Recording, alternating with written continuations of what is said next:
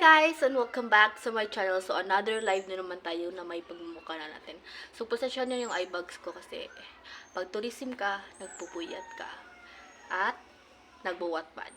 So for today's vlog, for today's content is, ang ating gagawin naman is i-share ko sa inyo yung isa sa mga pinakasikat, pinaka hinahangaan, yung pinaka inaabangan ng mga readers as a Wattpadder, as a reader sa Wattpad.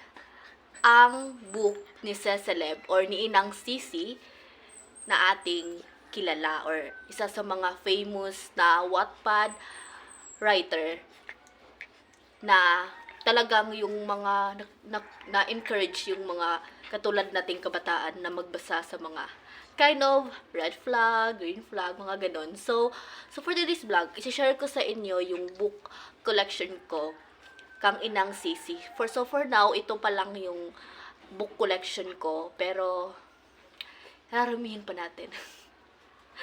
Talagang gagastos pa tayo. So i-share ko sa inyo yung mga feedbacks, anong mga gusto ko sa each stories or sa series ng Possessive series ni Inang Ceceleb or ni Ceceleb, known as Ceceleb in Wattpad. So first, nasa na yung book 1? So ito yung latest kong nabili. Kaso hindi ko pa to nabasa ito. So ang title nito is One Night with My Boss by Inang Sisi. So I think short story lang to, since hindi siya katulad ng hindi siya katulad ng ano, but I think story pa rin to niya. Kaso hindi ko pa to totally na nabasa. Kahit hindi ko siya totally nabasa, matagal ko na tong gustong mabili. At thankfully sa seller or sa previous owner nito is binenta niya siya sa akin ng 100, and then with perma na ni Inang Ceceleb.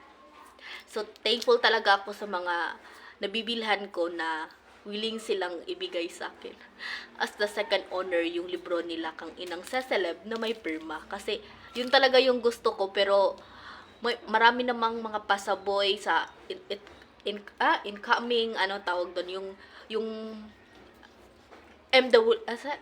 yung basta yung sikat, kaso hindi na sa utak ko yung sa Presscom, yung may book signing or pasaboy, parang ganun. Meron akong kilala or seller na isa sa mga binibilhan ko ng libro ko, kaso hindi ko katulad ng iba na on the spot may perang ikakabayad. Installment lahat ng book ko. It means araw-araw akong nagbabayad. So ganon yung uso ko. So ito, hindi ko pa to sa lubos na basa, pero I know na maganda to. At sa book cover pa lang nakikita ninyo na ang resulta. Oh my gosh, nakakaya. Yung resulta nito, alam niyo na yung kalalabasan ng story ni Inang Ceceleb. Kasi isa tayo sa mga fan, yung inaabangan talaga yung bed scenes, yung kissing scenes. Oh my gosh, yung mga ganon. So, as aspiring writer din, as a reader, talagang need mo talagang magbasa para naman may mga inspiration kang makuha sa ibang book. So, isa si Inang Ceceleb sa mga favorite ko na author. So, isa ito sa mga hindi ko pa nabasa pero babasahin ko soon. So, next tayo is yung Possessive series ko. So, hindi pa siya complete. Hindi pa siya complete. Hindi pa siya complete since lahat ng to. Hindi pa siya complete since gusto kong bumili ng ganito, yung black version. Kasi yung uso is yung white version. Tas cool din naman yung cover. Pero trip ko yung mga ganito, yung mga simple lang. Kaso yung latest, wala pa silang black cover. Kaya I hope si Inang Sisi mag-release ng black cover kasi ako yung unang bibili. So ito yon, isa sa mga collection ko. Lahat ng to nabasa ko na. Nag-stop lang ako sa Possessive, I think 22. Since naka-page siya sa Wattpad, tas pinag-ipunan ko pa para i-unlock. So, ito pa, hanggang series 8 pa lang ako sa sa possessive series. So, sa mga librong ito na nabili ko ikainang sisi, sa possessive series niya, is isa sa mga favorite ko na character, yung ideal man ko is sino nga yun? Oh my gosh, parang iniisip ko, oh my gosh. Kung sinong gustong kumaasawa, wait lang. I-share ko sa inyo kung sino. So, sino pa ba? Si Dark Montero. So, si Dark Montero, isa siya sa series number 6. So, bakit si Dark Montero yung napili ko sa lahat ng nabasa ko kang inang sisi? Kasi si Dark Montero, siya yung klase ng tao na mapagmahal. Ay! Yung mapagmahal na hindi nagbabase sa mukha, sa katawan. Kasi alam natin, yung sa generation ngayon, katulad dating mga Gen Z, di ba? Yung iba kasi nagbabase sa mukha, maganda ba, magwapo ba, sexy ba, may boobs ba, di ba? Ganon yung standards ng iba. Pero si Dark Montero, simula nang nabasa ko to, talagang umiyak ako, promise. Umiyak ako kasi the way he loved the girl sa story na sino nga pangalan ng babae? Si Annalisa. Si Annalisa is, di ba chubby siya na type? So, it means, parang, hindi ka makapaniwala, isang prince na nanggaling sa Greece, and then, mai-in love siya sa isang matabang babae. Like, plot twist siya na parang nakaka-inspire sa iba na kahit anong kasarian mo, kahit tomboy ka, kahit ano ka, or wala kang boobs, or hindi ka maganda, or pangit ka, ganon. Or kahit anong mga kasarian mo, or mga insecurities mo na magiging disadvantages sa iba, or parang na-insecure ka. Pero si Dark Montero, siya yung klase na lalaki na I love who you are. Parang ganun. Kaya, sa lahat ng possessive series, oh my gosh, kung tao lang talaga si Dark Montero, binili ko na, char. Imahin ko na talaga. Kahit ilang milyon pa, pag totoong tao to siya. So, para lang ganun. So, si Dark Montero ang top 1 favorite ko na ideal man sa inang seseleb na story. So, next tayo. So, sino yung ikapangalawa sa favorite ko? Sa pagtitingin ko sa mga book cover, ni-recall ko pa kung anong klase sila, or anong plot twist, or anong plot nila. Kasi since sobrang tagal ko nang nabasa to, kaso hindi ko pa siya mariread since marami akong binabasa at focus ako sa fantasy or romance.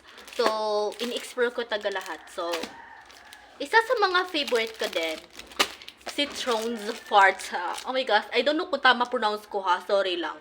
So, si Thrones of Sparta. I don't know kung tama pronounce ko sa name niya, pasensya niya na. Basta si Zapata, si Mr. Zapata, ang isa sa pinaka mayaman. So, isa siya sa gusto ko since talagang diyan mo makikita yung nai-in-love siya, or like siya yung tao na focus siya sa trabaho, tas bigla niya malimit yung leading woman niya. Oh my gosh, tas ay. Pero alam niyo na lahat, guys. Alam niyo na yung plot twist ng seseleb or possessive series. Pero isa to si Zapata sa favorite ko, pero wala makaka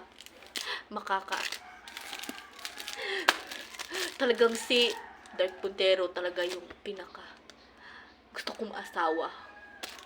Kung pwede lang sana. So, tapos na ako sa dalawa.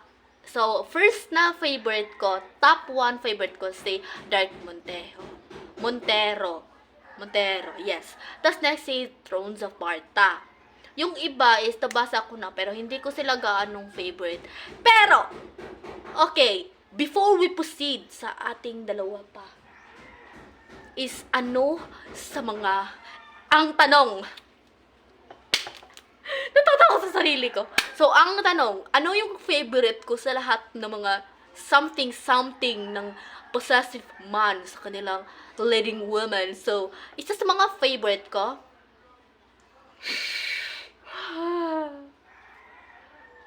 syrup. So, hindi ko na siya i-reveal kung sino sila dahil alam ko, mga Cecily fans, at alam niyo na. So, si Syrup, ano pa nga yun? Nakalimutan ko na, sobrang tagal na kasi. Si Syrup, basta nakalimutan ko na, basta isa sa mga gusto ko yung Syrup. Yung, ginaganon. Diyos ko. Ako mismo kinikinig pag in-imagine. Kung totoo lang sana, di ba hindi? Yun ang reality pag nagbabasa ka ng Wattpad. Hanggang imagination lang ang limit. So, basta, yung the way sila, the way they show they love to the woman, wrong grammar, sorry best. So, the way they love or the way they show they love through different fruits, different foods, like, oh my gosh, that's unique. At talagang, sabi mo, hindi ko na masabi. Secret na lang yun, kasi alam niyo na. So, next, punta tayo. Dito, hindi ko pa to nabasa actually. Binili ko lang para sa collection din. Pero naka-add to cart, naka-add to library to sa Wattpad ko mismo. So, first is si Broken Soul, The Broken Soul, Peya. Ay, ito. I don't know kung tama ha. Sorry, guys. Hindi kasi ako, minsan kasi, hindi ko na alam kung ano i-pronounce. So, next, yung book 1 at book 2. So, ito, hindi ko pa siya nabasa. Pero, actually, nasimulan ko to chapter 1 lang. Tapos, nag-stop ako. Since, hindi ko pa gustong mag-focus sa lahat ng story ni Inang Sisi para naman hindi maubusan yung excitement ko, taga-taon at taga-buwan. So, yung ginagawa ko, hindi ko pag binabasa talaga lahat. Dahil alam ko, mabibitin ako isa-isa sa mga story. So, isa ito sa mga nasa book collection ko, kang Inang Sisi. Kaso, hindi ko pa ito nabasa. Binili ko to sa isang reseller na kilala ko na talagang mahilig din sa pagbibili ng books. At isa siya sa nakilala ko doon sa pasaboy sa Precious Hearts Romance. Since first ko talagang bili na libro is sa Precious Hearts Romance na yung tag 20, tag 10 pesos. So, shout out kang Angel Acosta. Siya yung nagpasaboy sa akin noon sa Precious Hearts Romance. So, shout out sa iyo. And then, itong book na ito, isa ito sa mga feel ko maganda din. Kaso, hindi ko pa siya nabasa. Okay. Babasahin ko din to soon.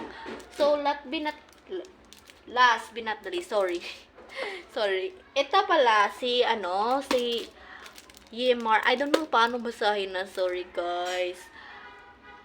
Si, Possessive Series number 7. Yes, siya. Hindi ko siya nasali doon sa iba. Hindi pa kumpleto yung Possessive Series ko since yung hinihintay ko kasi yung black version. Plano ko namang bumili ng white version kaso hindi ko trip since nakasimula na akong bumili ng black version at mas bet ko sila.